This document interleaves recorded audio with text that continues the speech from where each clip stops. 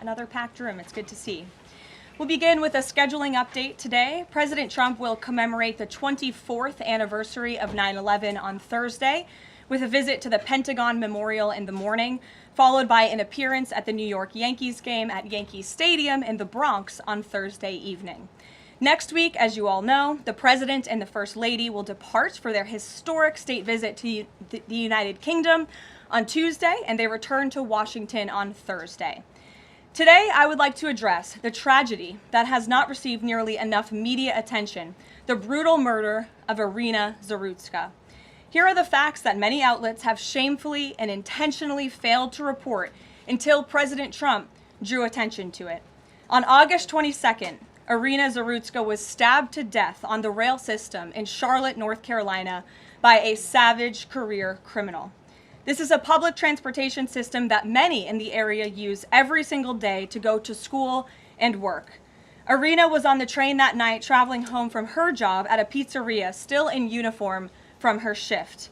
This beautiful, innocent 23-year-old young woman was a Ukrainian refugee who had recently fled her country for a chance at a safer life and a promising new beginning here in the United States of America. But tragically, a public transportation system in a major American city was more dangerous than the active war zone that she left. The President and the entire White House are praying for her family and friends during this unimaginably difficult time. But while we extend our thoughts and prayers, we must also seek justice for this crime and call attention to this heinous incident. Surveillance video of the killing was finally released to the public this past Friday. It shows the alleged killer, DeCarlos Brown Jr., pull out a knife, get up from his seat behind Iryna, and prepare to thrust a blade into her neck before the released footage gets cut. This is pure evil on full display. The most enraging and unacceptable part of this story is that her death was entirely preventable. DeCarlos Brown never should have been on that train that night. In fact, he should have been behind bars. DeCarlos Brown has been charged with crimes no fewer than 14 times, dating back to 2011. Including for armed robbery, felony larceny, breaking and entering, and shoplifting. Brown had previously served 5 years in prison for a robbery with a deadly weapon charge, and he had also forfeited bonds 3 different times, twice in 2014 and once in 2023. Despite all of this past documented criminal history, when Brown was arrested yet again in January of this past year, a Democrat judge, I will add, was a strong supporter of former Vice President Kamala Harris, released this insane criminal once again without requiring him to pay any bail. He simply had to sign a written promise to return for his court hearing. Think about how crazy it is to ask a career criminal, someone who by definition repeatedly breaks the law, to just sign a written promise and come back again another day. This is madness. This monster should have been locked up, and Iryna should still be alive. But Democrat politicians, liberal judges, and weak prosecutors would rather virtue signal than lock up criminals and protect their communities. And perhaps most shamefully of all, the majority of the media, many outlets in this room, decided that her murder was not worth reporting on originally because it does not fit a preferred narrative. Many of the journalists in this room spilled plenty of ink trying to smear Daniel Penny for defending a subway car from a deranged lunatic in New York City, but none of those same reporters lift a finger to write stories about an actual murderer. Here's the truth that every American must know. Too many innocent people across the country continue to pay the price of the failed experiment known as cashless bail that has been championed by the Democrat Party for years. All the way back in 2020, North Carolina's then Democrat Governor Roy Cooper established a so-called task force for racial equity and criminal justice. Sounds nice, but it's not. That task force was co-authored by then Attorney General and current Democrat Governor Josh Stein. It recommended, quote, reimagining public safety to, quote, promote diversion and other alternatives to arrest. It also advised to de-emphasize some felony crimes, prioritize, quote, restorative justice, and eliminate cash bail. Democrats in North Carolina and nationwide are consumed with pushing a woke, soft-on-crime agenda, no matter how many innocent Americans suffer as a result. Instead of aggressively prosecuting and locking up violent criminals, the Democrat-backed cashless bail approach lets these criminals roam free in our country to offend again and again. These reckless policies have turned too many of American cities into hunting grounds for career criminals who mock our justice system, drain law enforcement resources, and wreak havoc on law-abiding citizens. Enough is enough, and that is why President Trump is doing everything in his power by taking action to undo these absurd policies. The president recently signed a powerful executive order directing the AG to submit a list of states and local jurisdictions with cashless bail policies, so that the Trump administration may identify federal funds that are being provided to these states and can potentially be suspended or terminated. President Trump firmly believes that to maintain order in public safety, we must incarcerate individuals whose pending criminal charges or criminal history demonstrate a clear, ongoing risk to civil society. This is a common sense and sensible approach that the vast majority of Americans agree with, and it's time for the Democrat Party to get on board with what is right. When these criminals are caught, they must be prosecuted to the fullest extent of the law and be sent to prison, where they can no longer terrorize our streets. This is the mandate the American people delivered to President Trump, and it's a mandate he intends to fulfill. Staying on the topic of public safety, new preliminary data released today by Customs and Border Protection in August shows that President Trump has delivered the most secure border in American history. For the fourth straight month, 0 illegal aliens were released into the United States by CBP. Nationwide encounters are down 93% below the peak of the Biden administration. Border Patrol apprehensions on the southwest border in the entire month of August were less than what was apprehended in 4 days in August 2024 under the Biden administration. President Trump has ended disastrous Biden illegal alien invasion, and he sealed our border in record time, keeping this central promise he made to the American public.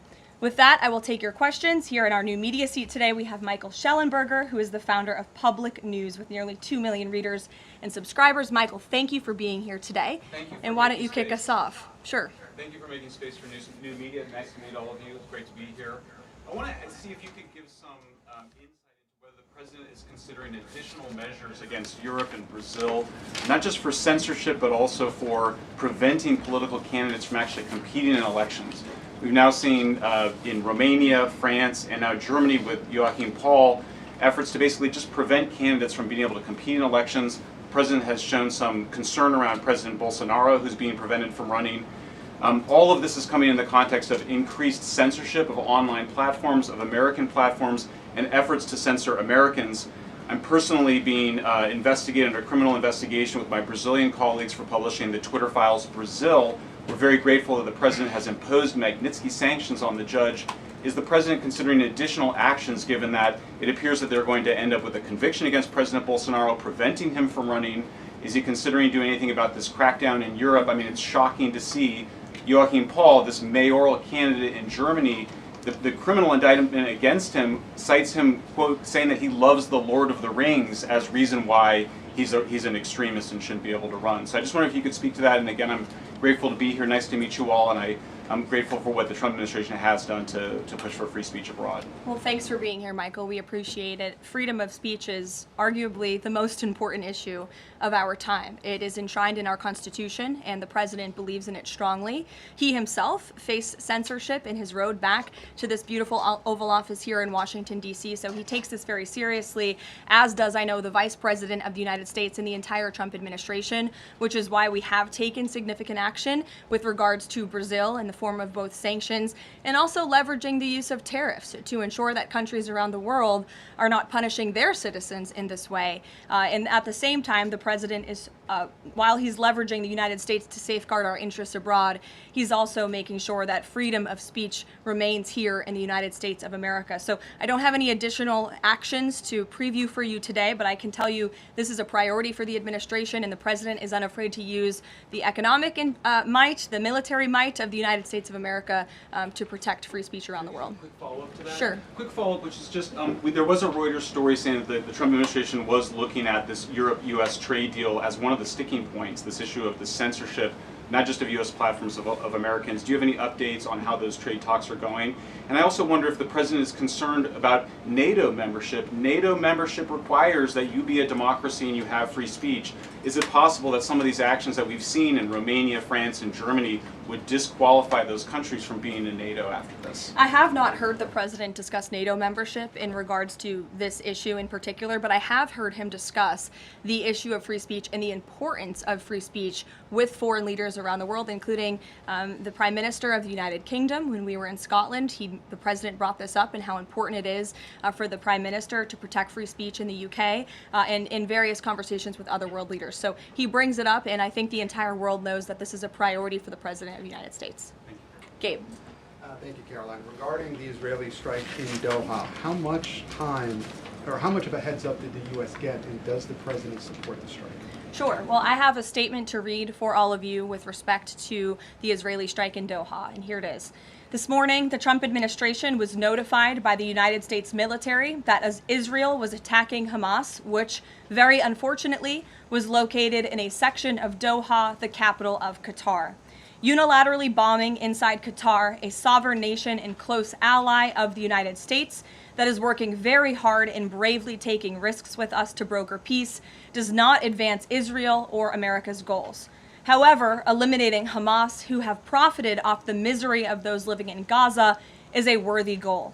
President Trump immediately directed Special Envoy Witkoff to inform the Qataris of the impending attack, which he did. The president views Qatar as a strong ally and friend of the United States and feels very badly about the location of this attack. President Trump wants all of the hostages in Gaza and the bodies of the dead released, and this war to end now. President Trump also spoke to Prime Minister Netanyahu after the attack. The Prime Minister told President Trump that he wants to make peace, and quickly.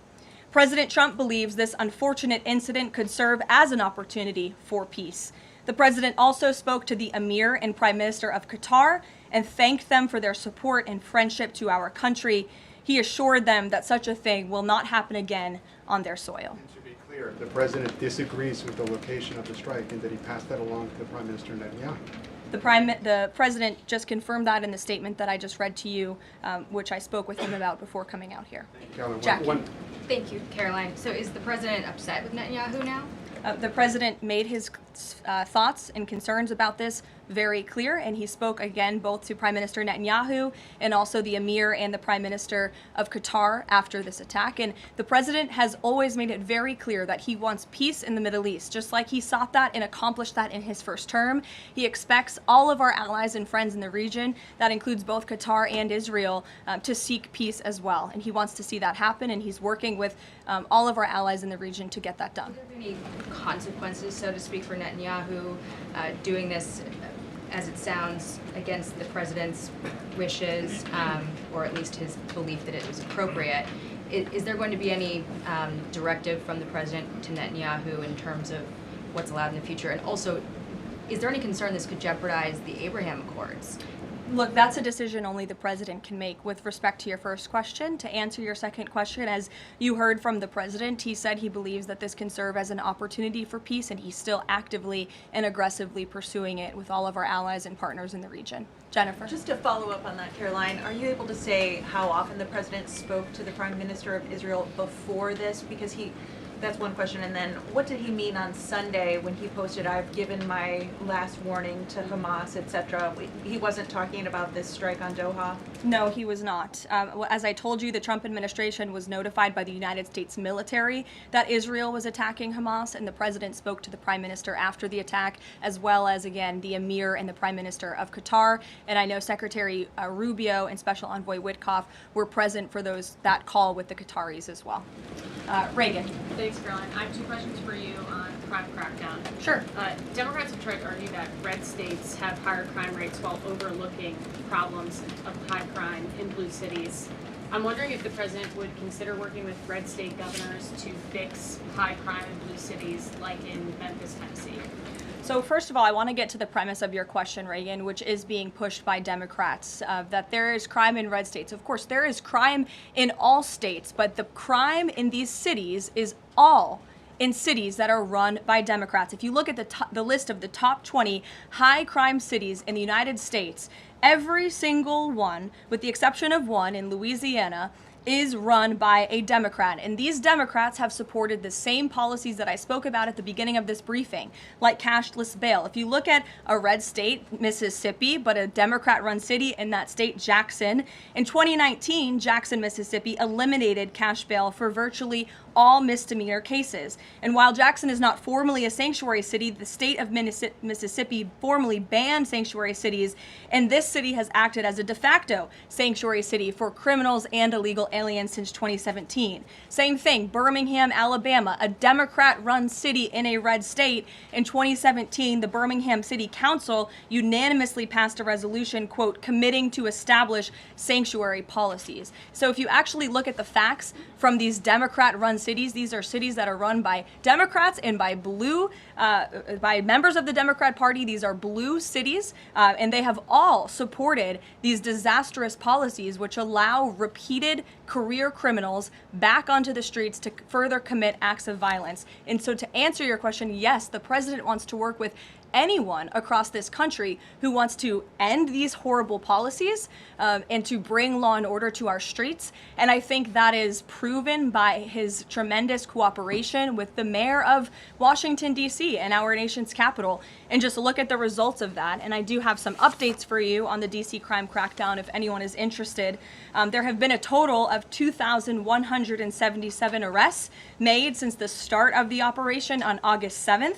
Just last night, there were 57 arrests made in Washington, D.C. Of the 57 arrests, there were 14 illegal aliens who were arrested, many of whom had prior criminal histories. And other arrests just last night in our nation's capital, so you all can be very grateful for this. Our great men and women of law enforcement, both federal and local, working together as they should, made an arrest on a warrant for assault with the intent to kill. The subject shot 2 adult males after an altercation. They made an arrest on a warrant for an armed carjacking. The subject assaulted an adult male in the face with a firearm and then took his keys. We also made an arrest on a warrant for simple assault and the destruction of property and subsequently charged with second-degree theft. Last night in D.C., there was an arrest for possession of a controlled substance with second-degree theft. There was an arrest for possession of a controlled substance with the intent to distribute. That subject, the person is also a subject of interest in a homicide and a carjacking. Last night in D.C., we also arrested a felon in possession of a firearm who was carrying that firearm without a license. So these are the career criminals. These are the bad guys that we are picking up in Washington, D.C. every day. The president would love to do this in every Democrat-run city across the country, and he hopes that more Democrats will call the White House to allow us to help them. One more that's D.C. specific. Congress is poised to not extend Trump's federalization of the D.C. police. Mayor Bowser signed an executive order formalizing cooperation with federal forces. You just mentioned all the success that the operation has had. Does the White House believe that the Mayor Bowser's action is enough to continue the crime crackdown? We are very grateful for the mayor's cooperation in this effort, and we look forward to continuing to work with her and the Metropolitan Police Department. Bloomberg. Thanks, Caroline. The president says, he plans to speak with Putin soon. Can we expect a phone call between the two leaders this week? I don't have any phone calls to read out between you, the president, and any other foreign leaders. Ed. Thanks, Caroline. I want to ask about the benchmark revisions that came out. If you look at the revisions between March of 2024 and March of 2025, and you do a little math, it averages out to 73,000 jobs roughly per month added to the economy, less than what was thought. When can we expect the Trump administration, now that their policies are rolling out, for that increase, that average to increase? Well, let me just say something about the revisions that came out this morning. And this was one of the biggest revisions in absolute terms in decades.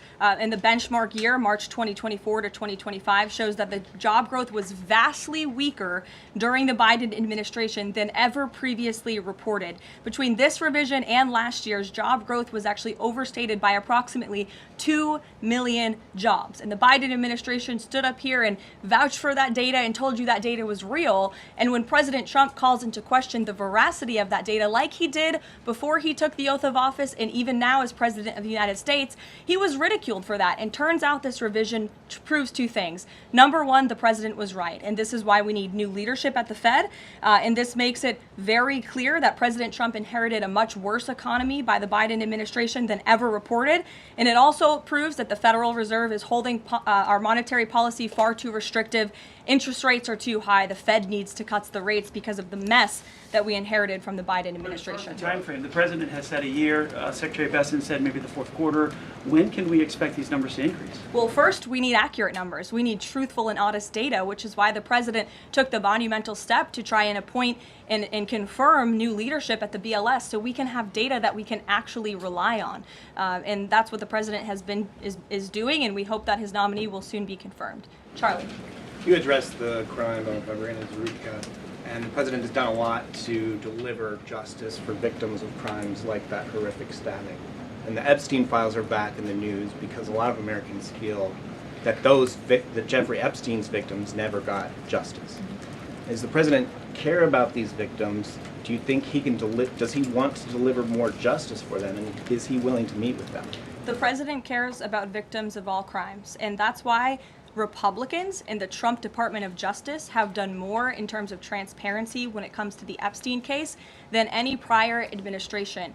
And why are the Democrats all of a sudden caring about this? It's because they are desperately trying to concoct a hoax to smear the President of the United States. We have seen this time and time again. Ro Khanna and all of these other Democrats, they could have cared about those victims 4 years ago when Joe Biden was in office. They could have pushed for transparency then. Unfortunately, the Democrats are using victims as political pawns to try to smear and to push a hoax against the President of the United States. And I will get you numbers on the amount of child predators that this administration and this FBI and this Department of Justice have locked up under President Trump's leadership. We have done more than any president to protect victims of crime, especially disgusting, heinous sexual crimes. And that includes the deportation of illegal aliens who are perpetrating these crimes against innocent victims in our country right now today. And that remains a top priority for this administration. Does the president, will he meet with the victims? On the Doha strikes, did the president speak with Netanyahu before they were carried out? Did he urge him to not go through with it, or did they only speak afterwards? Again, I read you a statement. The Trump administration was notified by the United States military that Israel was attacking Hamas. The president directed his special envoy Witkoff to immediately call the Qataris. And after the attack, he spoke to Prime Minister Netanyahu. One more. Behind you. Thank you. Go ahead. About the Epstein case, would the White House support a professional handwriting expert review of the document released yesterday to prove that it's not the president's signature? Sure, we would support that. And in fact, I have already seen many forensic analysts of signatures coming out. I believe it was the Daily Signal that published a piece with 3 separate signature analysts who said that this absolutely was not the president's authentic signature. And we have maintained that position all along. The president did not write this letter. He did not sign this letter. And that's why the president's external legal team is aggressively pursuing litigation against the Wall Street Journal, and they will continue to. Christian. Thanks, Caroline. Following up on Ed, now that we have these revised jobs numbers, is the president concerned at all that price spikes, stemming from his tariffs through the end of the year might actually be driving the country towards a depression or a recession? What I'm asking is he committed to these policies now that we know how faulty the jobs data was? The president is committed to his policies because his policies are working, Christian. And there have been a lot of people fear-mongering about inflation in this room, but it just has not come to fruition. On a monthly basis, CPI inflation has now come in at or below the market's expectation for 6 consecutive months, every month that President Trump has been in office. Overall, inflation has run at a 1.9% average pace in the president's first 6 months in office. I would have told all of you that in January, you would not have believed me, but those are the facts and those are the numbers. And we also see many other positive signs in economic indicators like real GDP. In the second quarter, it was revised up to 3.3%. That beat the market's expectation. We know there's a capital spending boom right now, which we know is one of the greatest economic indicators of job growth. We know wages are increasing at a far faster pace than they were under the previous administration. We see productivity in the second quarter was also revised up to a strong 3.3%. And total industrial production, factory output also surged All of this means the economy is moving, people are working, people are spending money. You look at consumer spending, that is also ticking up and in the right direction. And a large part, it's because of the incredible work the president has done in terms of energy and unlocking our energy dominance in this country. Again, these jobs, the numbers from the BLS today prove that the economy was an absolute mess, and we are working every single day to fix it, and all of those indicators I just read for you are positive sign of what is to come. Just one more quickly on Sure, trade, Danny. Just wanted to get a bit of clarity on the sequence of events for the Doha attack and the notification. You said that the U.S. military notified, if I got it right, the Trump administration was notified by the U.S. military. That's right. Was the U.S. military notified by the Israeli military, or did the U.S. military detect an incoming Israeli attack on Qatar? The U.S. military notified the White House and the President of the United States. That's all I have to share for you on that, Danny. Thank you. Jeff. Also following up, you said that the president assured the leaders in Qatar that this would never happen again. Did he say that to the Prime Minister of Israel, and did Prime Minister Netanyahu agree to that? The president told that to the emir and the prime minister of Qatar, and the president also overstressed the importance of peace in the region in his conversation with Prime Minister Netanyahu as well. And Prime Minister Netanyahu told President Trump he wants peace and he wants it quickly. That's what the president expects to happen. The president is very clear in the statement that he just had me read, and you will all see it out on Truth Social very shortly, I am sure. The whole world will see it. He wants all of the hostages released out of Gaza, and he wants this war to end. Those are two clear directives that the president is making very clear for the entire world to understand. Mary. But Qatar obviously has been helping to negotiate these ceasefire talks. Does the president think that Israel is undermining negotiations by striking Qatar? Is he concerned that Qatar's no longer going to want to play that intermediary role? Well, I think the president addressed that in the statement. I can read the whole thing for you again. I think it's very thorough because the president wanted to address all of your questions. We wrote, unilaterally bombing inside Qatar, a sovereign nation and close ally of the United States that is working very hard and bravely taking risks with us to broker peace, does not advance Israel or America's goals. However, eliminating Hamas, who have profited off the misery of those living in Gaza, is a worthy goal. So he answered that question and to be himself. Clear, you can't say that Israel informed the U.S. What I can tell you is the United States military informed the Trump administration. Thank you. A quick follow on that. Can you tell us when the U.S. military was notified, given that the largest U.S. military base is in Doha? And then I have a question on D.C. crime. This morning, just before the attack, as I said earlier as well. Okay, thank you. And yesterday, the president spoke about D.C. crime and talked about how there was virtually none. And then he expressed frustration about things that take place in the home they call crime. He said, they'll do anything they can to find something. If a man has a little fight with the wife, they say this is crime. See, now I can't claim 100%. Exactly what crimes was the president referring to? He wasn't referring to crimes. That's exactly the point he was making, Ouija. What the president is saying is that these crimes will be made up and reported as a crime to undermine the great work that the federal task force is doing to reduce crime in Washington, D.C. And I think the president has every reason to believe that, given the efforts of many reporters in this room who actively seek to undermine the president and what he's doing in our nation's capital. We all know that deep inside you all agree with this because you all live here, and I'm sure you are very grateful for the administration's efforts to make the city, which we all reside in, much safer for ourselves and our families. Michael. Thank you, Caroline. Florida Congressman Randy Fine is calling for judges to face consequences if the violent repeat offenders they release go on to commit new crimes. Is that something the president supports? It's not something I've heard the president discuss. You can ask him yourself next time you have the opportunity to. How's that? Caroline, one more question. On Thursday, President Trump will head to the Pentagon and also to New York City in honor of the 24th anniversary of 9/11. Has the president expressed any interest on creating or having congressmen create a new 9/11 commission to answer some of the ongoing questions many Americans have about that day?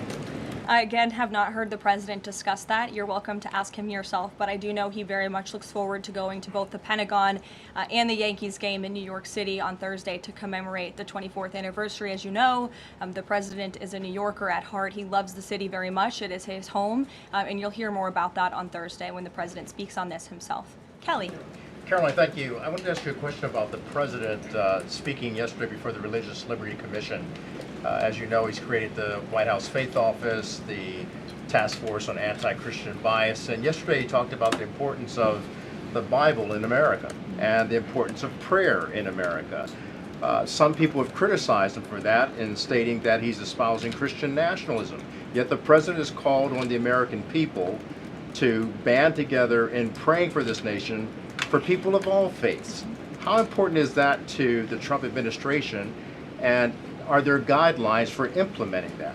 Well, last time I checked, it's not just Christians who pray, it's people of all faith who pray, and that's what the president wants to protect, the religious freedom for Americans of all faith. And he spoke about that yesterday, and that's why he was very proud and excited to announce this new initiative, Pray America, encouraging all Americans to pray for our country and the goodness of our country leading up to America's 250th birthday next year.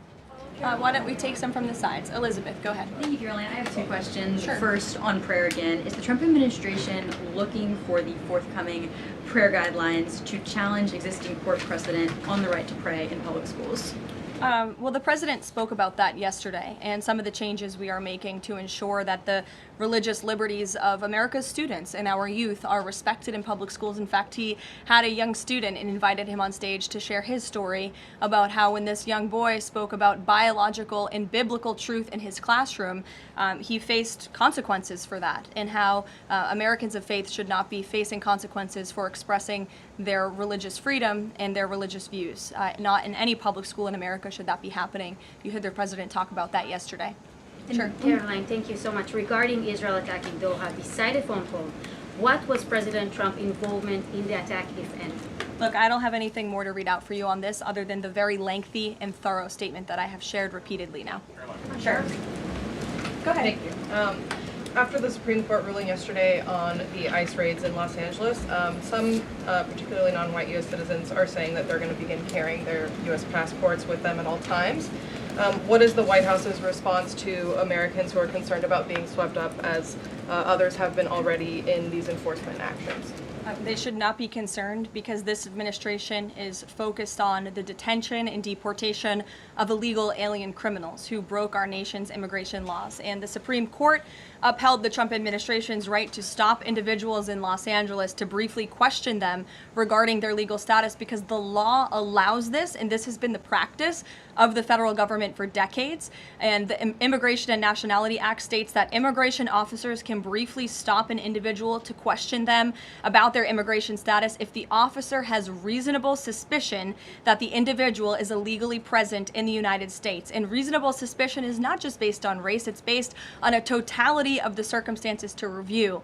And I will tell you, I spoke to our border czar about this morning. When ICE goes out to conduct a targeted operation to deport illegal criminals from our community, they are doing so with intelligence, they are doing so with law enforcement sources, they are doing so in most cases with the backing of local law enforcement who know exactly where these illegal alien criminals and drug traffickers and drug dealers are hiding in plain sight in American communities. And the men and women of ICE are doing everything they can to not only follow the law, but to enforce the law. And it's about time that has happened, because we had 4 years of an administration who completely ignored and evaded our nation's very clear immigration laws, and the Supreme Court has reaffirmed that.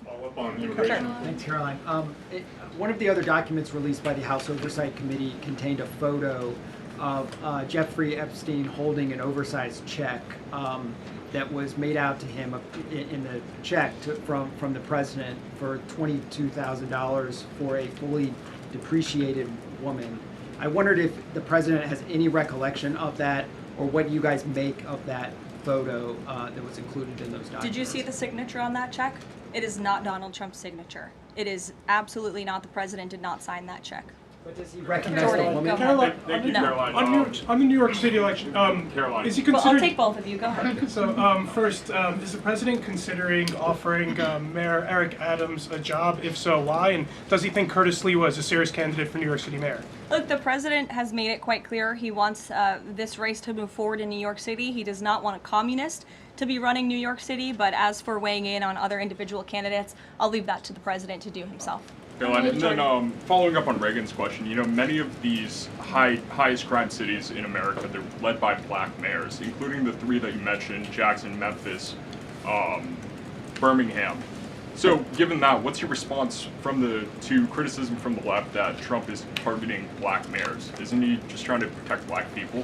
The president is trying to protect all Americans from crime, and he wants to make all of our cities in America safe. And the fact is, the most dangerous cities in America are run by Democrats, overwhelmingly. And according to the FBI crime statistics, 19 of the top 20 cities with the highest murder rate are run by Democrats. And these high-crime, Democrat-run cities are driving up the crime stats in otherwise safe red states. So, of course, he wants to address this problem. He's made that quite clear.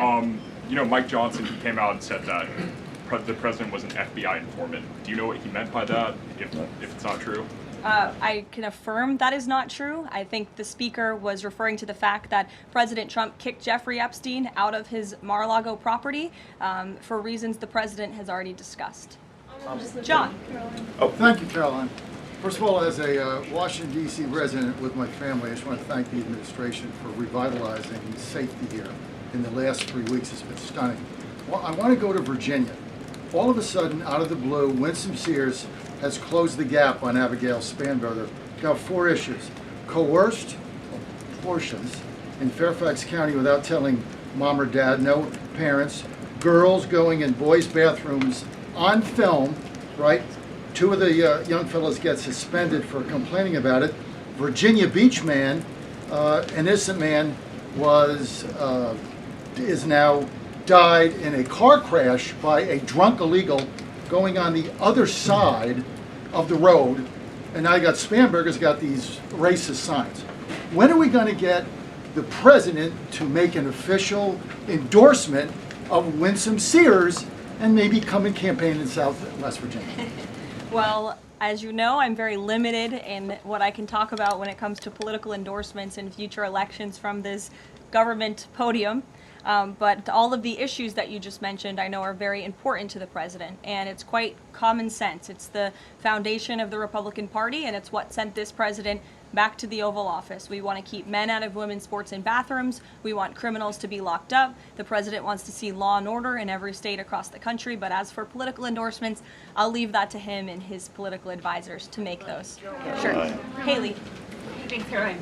I have 2 questions for you, if it's okay. One on Doha and one on immigration and crime. Sure. On Doha, ahead of the strike we saw today, did the administration at any point try to dissuade the Israelis from the potential for an action like we saw today? Again, I have answered questions repeatedly on this. I have a very lengthy statement which we will release after this briefing for all of you to read and to report on once again.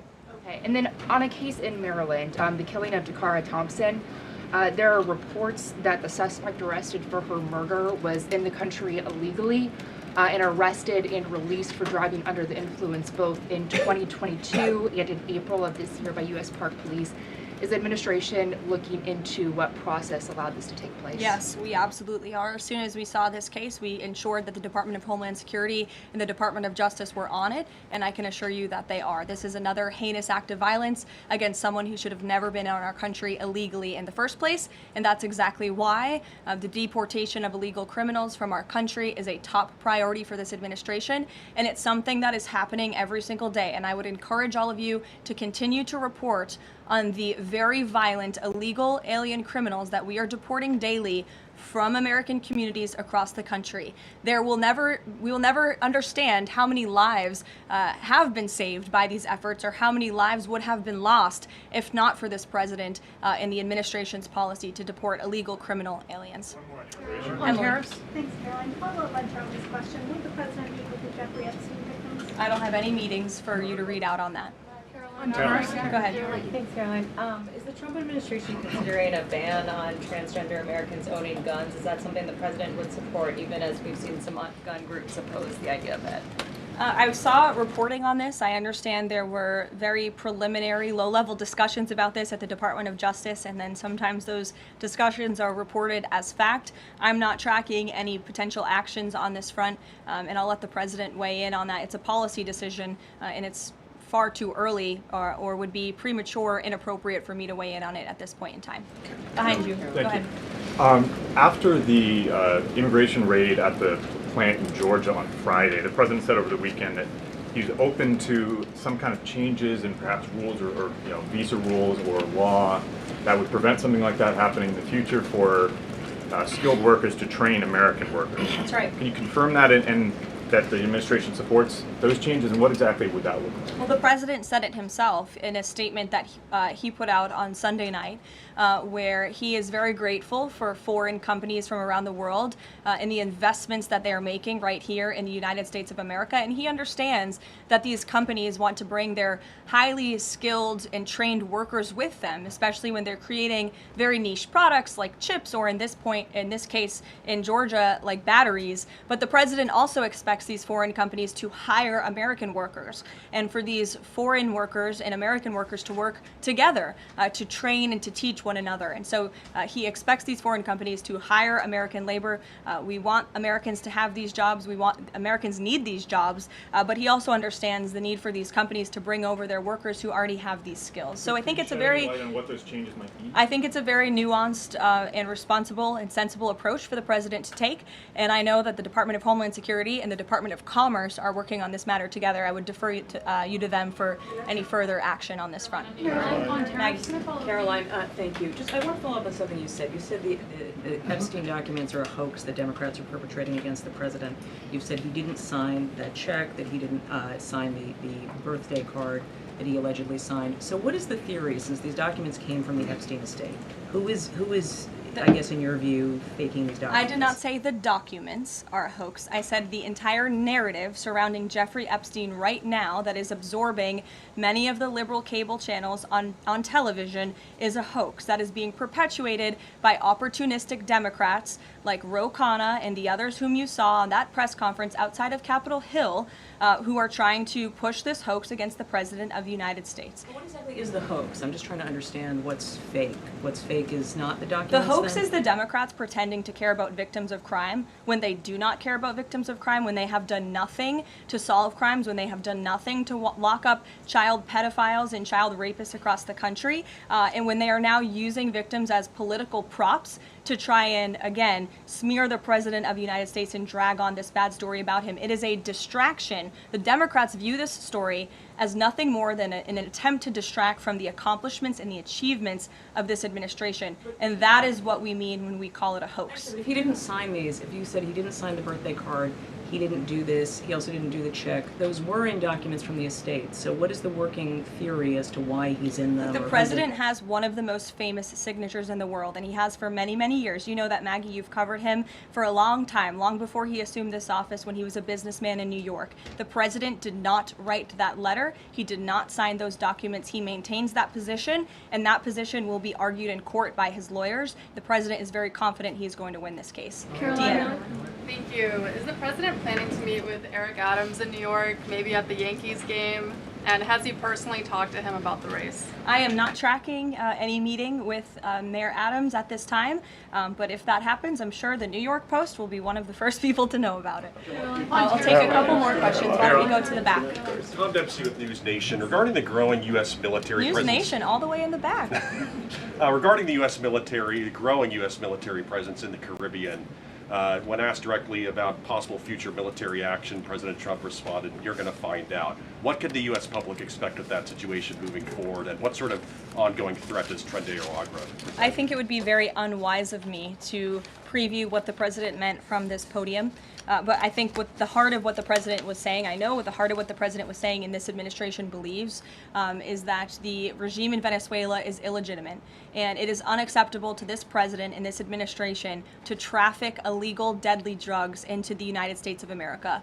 And that's why the president and the administration took very strong action against a boat and 11 narco-terrorists in international waters, as you all saw. I think that sends a very strong message to drug traffickers around the world. The president will not tolerate it, and the amount of drugs on that boat represents the lives of thousands of Americans that could have been killed by that deadly poison, and we're not going to allow that deadly poison to come into our country. The president will be signing a proclamation in the Oval Office later this afternoon, and we will see you all later. Thank you. Thank you.